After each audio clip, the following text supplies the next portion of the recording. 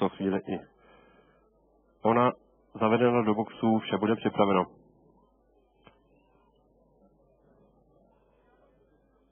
V tomto okamžiku byl 7. dostih dnešního programu cena společnosti První Elektro, rovina 4. kategorie na trati 2200 metrů odstartován. Tempa dostihu se zatím po startu ujímá Brigita, na druhé pozici ji začíná po startu, několik desítek metrů od startu, sledovat Calabria, na třetím místě je tam zvnějšku Chryssio, na čtvrté pozici následuje Informant a na páté pozici zatím Mou.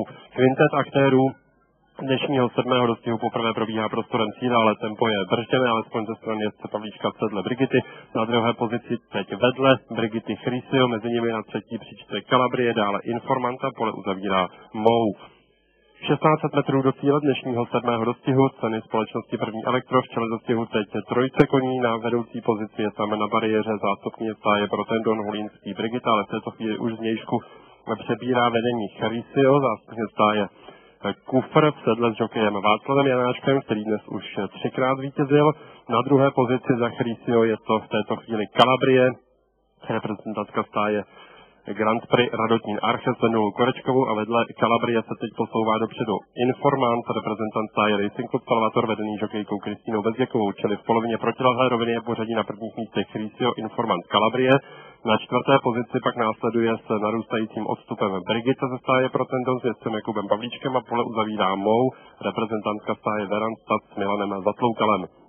Koně na konci protilehlé roviny budou nabíhat do oblouku před cílovou, kilometr do finiše, v čele dostihu v této chvíli Informant, na druhé pozici Chryssio, na třetí příčce Cvalá Calabria, na čtvrté pozici Brigita a na pátém místě Mou.